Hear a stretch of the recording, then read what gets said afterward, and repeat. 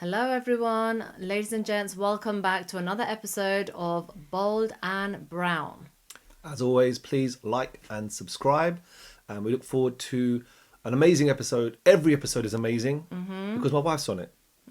Of course, he's buttering me up for something. It's leading up to Already. something. Hope you're ready. I've just come back from Miami Vice, as you can see by the top. I don't know where he thinks he's going because, I'm cozy right now. He feels like he's going on holiday. I don't I know. don't know. Well, last time I wore this was on the Caribbean cruise. And it was on a Miami Vice night. Yeah. It was right fitting. Anyway, let's get straight to it. Building a business with or without capital. Do you need it? That's the question. A lot of people think, I can't have my own business. I can't start up my own business because I don't have money. Guys, think outside the box. We don't need money. We just need this. We just need to know, what is it you want to do? Do you have a skill? Do you have a talent? Do you have passion about something? The money can follow. Yes, it's a mindset. It's and you may not know what you want to do. It's good to know what you want to do. It's good to have a passion because something you're good at, you're passionate about. And people say, well, I don't know what my passion is. And I love listening to one of my favorite Hindi speaking motivational coaches, Sandeep Maheshwariya, and he says that if there's something that you like to do that you could do between 12 to 15 hours a day without getting tired, without thinking I'm getting bored, that's your passion. So that is a great thing to have, knowing your calling or your talent or your passion. That's great. But if you don't, when I first started, I didn't know what I wanted. All I know is I wanted to make a lot of money. That was it. So opportunities, can come your way. But you don't need money. You need a mindset. You need to have that positive mental attitude that you're going to do it with or without any person, any kind of money, any kind of help. You're going to do it alone. You're going to do it by yourself. When you have that attitude, I think law of attraction works in such a way that things start to come your way. Opportunities or potential opportunities, collaborations, partnerships, whatever you call it. It comes in different forms. But I think they start to come. Absolutely. And you may be very comfortable with what you're doing currently, whether it's a job, your own business, you're, trying to step up on the ladder in your corporate world. But I'll tell you, for me, when that change happened, and you're going to see this on our previous episodes if you haven't already, we speak about ESBI, right? The cash flow quadrant. And when I first saw that, I was like, okay, how do I actually go from being that employee to then even having a small business, starting up something for myself? So it's not a question of, I can't. Don't tell yourself you can't. Just ask yourself, how can I?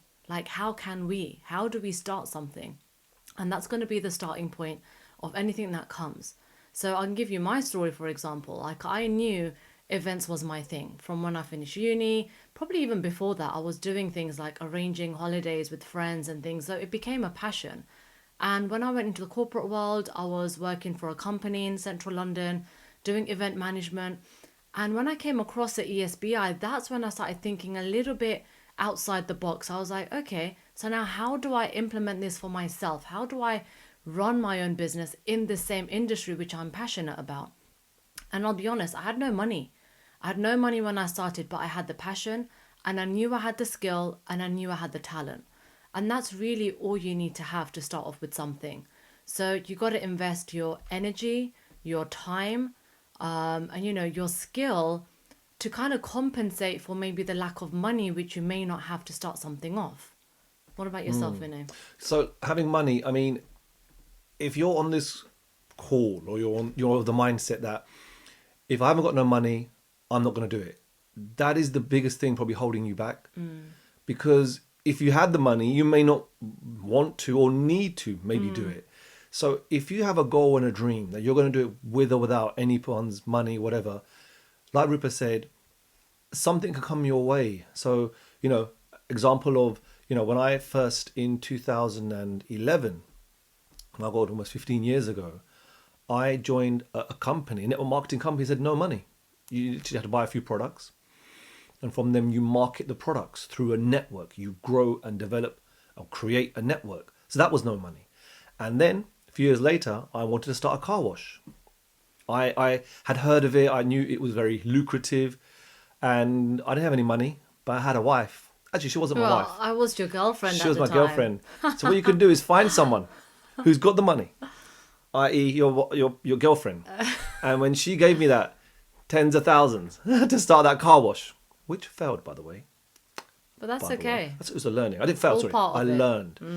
And so that was mine. And I knew this is the girl I'm going to marry because she gave me a good chunk of her money. She trusted me. So that was the decider, right? That helped. And, that was, and we were just talking about this before we did the podcast. I think I wasn't good at organizing or leveraging, which may have been the reason why it failed, but it was a great experience. Did I pay you back for that? Yeah, you did. I did. Yeah. Good. See? I Oh, did you pay have, back. and then some. Don't worry. In other ways. It's written yes. off. I'm sure I paid you back. If you haven't, just add it to my account. Okay. And then, a few years later, we're in networking trading. Started to make some great money there. But I remember when trading wasn't going so well, and I went into law, and I met my business partner, who had the money, who had the firm. I didn't have any, but I had experience, and from there, great things have happened since then. So, we've all got our own stories. Maybe you've got your own story, or if you haven't, maybe you're going to create your own story, but don't let that be money holding you back, because I can tell you one thing, it's not the money holding you back, it's something else. It's something inside you. But if you make your mind up that you're going to do it, something will transpire. It's like your radar. My radar, if I go out, on the road, I love sports cars. I love fast cars. And somehow, magically, I always see them on the road. I always see like a Porsche or a Lamborghini, and I'm like, wow. Why? Because my radar is receptive to it. I've put it out there. It's always on my mind. Where if I'm traveling with my dad, for example, he may not see any sports cars. He may just be worried about wherever he needs to get to and needs to get out of the car. That's on his radar. Exactly. And, we see all the time, like people in business, they're not specifically maybe in one area. Like look at Ronaldo, for example. Like he has got his own hairdresser, he's got his own cafe, he's got his own brand, he's got his own designer clothes. Like he's gone into so many different areas. And that's the thing, you don't have to always know exactly what you want to do, but have the courage to just start. They always say you don't have to be great to start, you have to start to be great.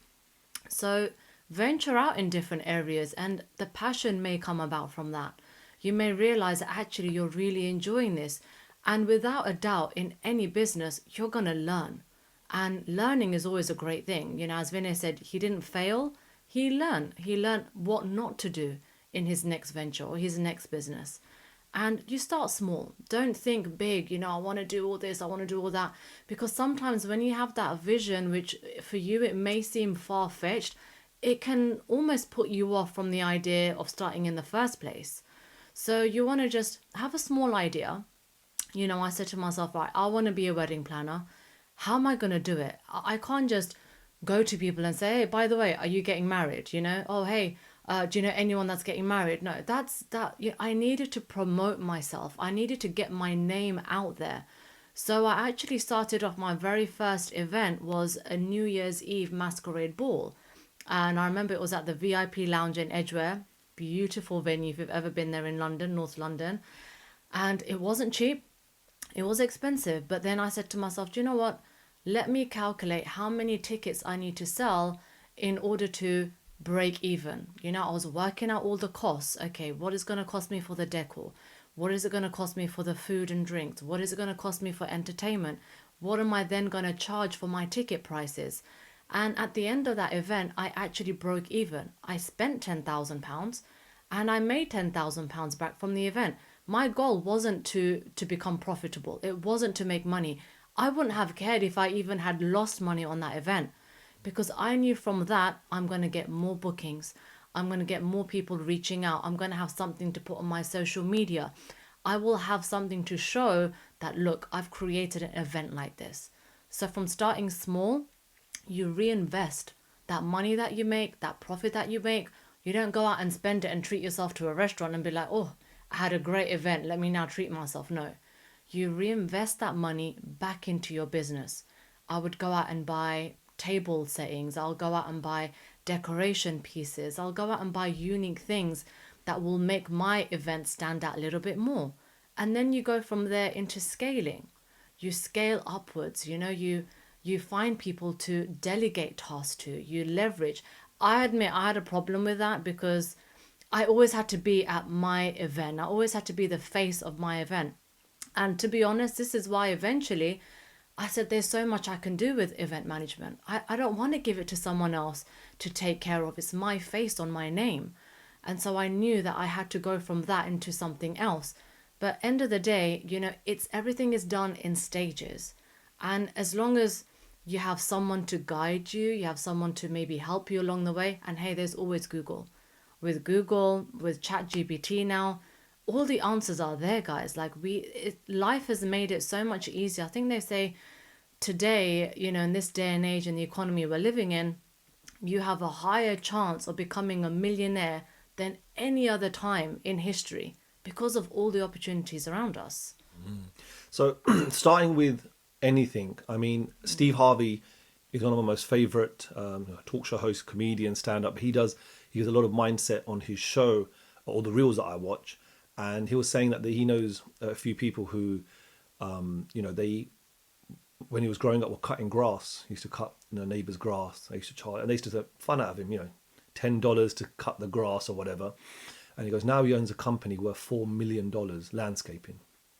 Another person used to just cut hair, and I think he used to cut Steve Harvey's hair, and now he owns so many salons around the world. Then another example he gives of car detailing. So he said on the show, he goes, look, wherever your passion is, if somebody's willing to pay you $10, obviously in America he's speaking about dollars, $10 to do what you can do, he goes, that's the start. He goes, that's from that one idea, you can turn that into a multi-million-dollar business. So, it can be something very, very small, and it should be something, very, very small. And, with the things that you can do online now with social media, there are so many ways. I mean, some of my friends say to me, I don't know what to do. I go, put into Google, how can I make money online? And just follow one of those suggestions. That's it. Try it out. And you don't need money for it. You need a mindset. And that's what people are lacking, is the mindset of, wanting to do it, needing to do it, having that desire. That will triumph money, all day long, personally. So, you can start, like Rupert said, as a side hustle. Again, Steve Harvey talks about jump as one. I've got a recording or an audio called Jump. He goes, in your life, make the jump. Jump. You never know what it could be. You never know what you could achieve. And jump might be for some people quitting that job or quitting that whatever they're doing, a whole new thing.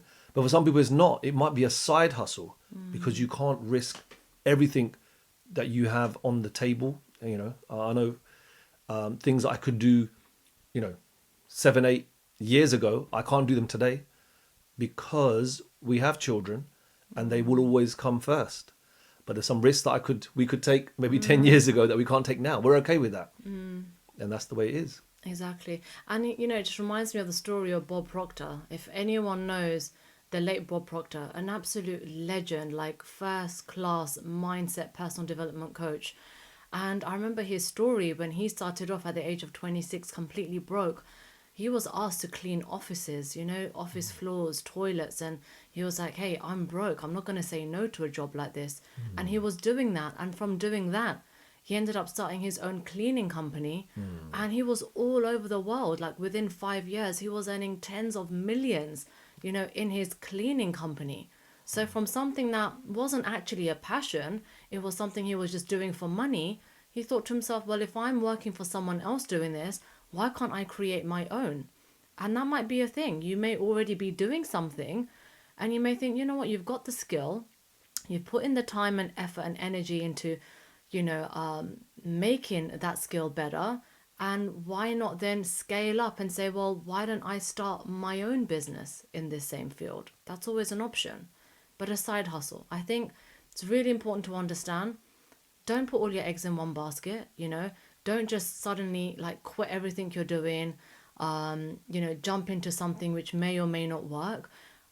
Having said that, I'm being a little bit hypocritical because I quit my job to jump into my side hustle. We all It did. was, yeah, it It was was needed. it was a personal choice. Again, personal choice. I quit my full-time job. I quit my business, and I said, I need to start this online business. I need to go all in. And I knew myself personally that whilst I was still getting a comfortable salary in my job, I knew what money was coming in every month. I knew I wasn't gonna take it very seriously. So I had to go in out of my comfort zone. I had to go right into the deep end myself, just for me to bring it to the next level. So, and I think I was willing to take that risk because we didn't have kids at the time.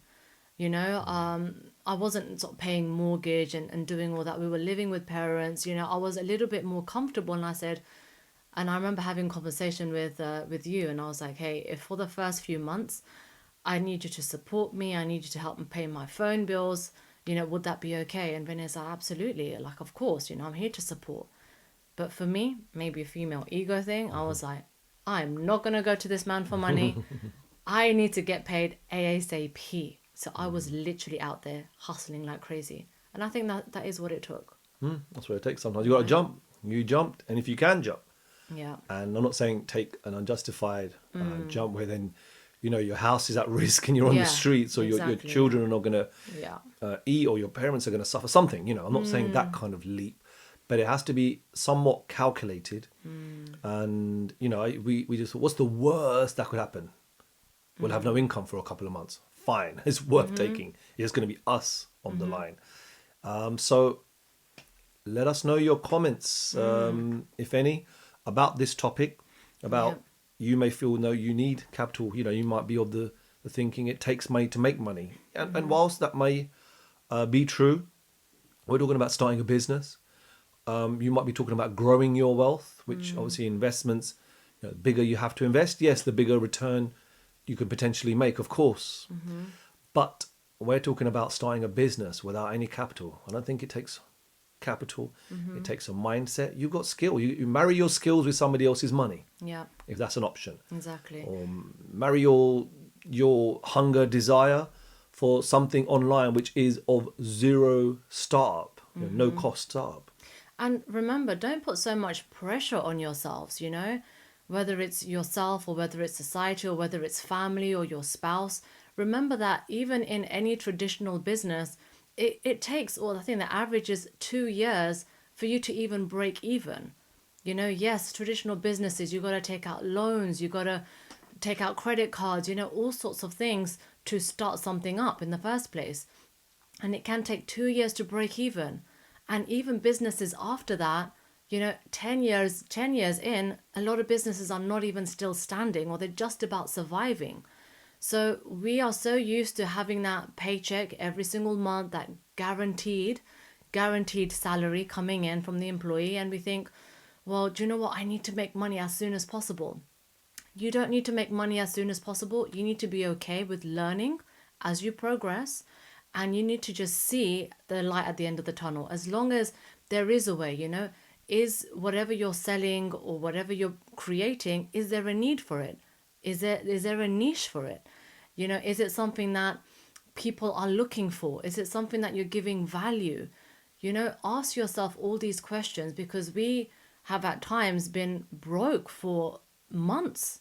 Like months, we've gone up and down and up and down, and it's part of the journey. We never gave up. And hey, God knows what's written for us. We still may come across those times when there are downs. But I'll tell you what, we have done it so many times. We have picked ourselves up so many times, and we have fallen when we've been in the deepest, darkest holes. Not that anyone would know it, because we always showed a brave face, right? That we know if anything come, we're ready to climb back out again. We're ready to go out there and go after what we want again. And we'll keep on doing it tenfold. Absolutely. I'm just thinking as well, 10 years ago, I think I shared this on another podcast, but I remember when I met you, and I had no money, but I had this big black Mercedes CLS from an investment, which went really bad, by the way. But I had that car from there, and I didn't have £10 to my name. I remember. And you were a lawyer. I was a trainee. Well, I thought you were rich. Yeah. That's why I was Yeah. interested. Little See, did I know. looks can be deceiving. There, I'm in my little my big black Mercedes. Yeah, I was like, he's doing all right. You Yeah, know? I remember going to see you and hoping you'd pay the bill. Thank God you did. I remember driving like 50 miles per hour on the motorway because I didn't have no money for petrol. I mean, it was Scary. scary times. But Yeah. that year, well, that during that time, I was emailing law firms, visiting law firms to say I can do work for you, police station rep. I wasn't a qualified lawyer, and I'd email 10 firms a day, different areas, send out an email, and one firm far away from where I lived saying come in for an interview. It was far away, and I was like, oh God, it's all the way over there. And I came in, and they said, yeah, we just want to see if you're confident. We've got work. That year, I ended up making six figures. I'd never made six figures up until then. I was in my late 20s. So for me, I saw the light. I was like, wow, if I can do this without being a lawyer, but it requires a mindset. My mind was set. I'm going to go out and do it. And, you know, when I tell some of my family, friends or work colleagues the same thing, and they just don't do it. They don't have that mindset of doing it, which is unfortunate because they think, you need the money or you need this to do this. I go, no, oh, the money's coming now, but not then. It wasn't there then. There was no money, but it was just a goal and a dream and a desire and some relentless persistence. Story of my life, I think. Yeah, we need that. And hey, you need that in yourselves. We need to be around people who have that kind of resilience, who have that, go all in or go home kind of attitude. And that's what you need to be around. You need the people who are going to support you. You need cheerleaders around you. It's tough starting something all by yourself and having everyone against the idea of it, like we did when we first started. Having people not understand why you're doing it. Just block out the noise. Block out all the noise. Block out that voice that sits on top of your shoulder saying you can't do it. And just say to yourself, if you can see another human being has done what you have done and they have the same two eyes, two ears, mouth, they look the same as you, we all created the same way, guys. It's what's inside. That's really what makes a difference. So keep growing yourselves and your bank balances will grow as well. Thank you. Look See you forward to another soon. episode. Thank you.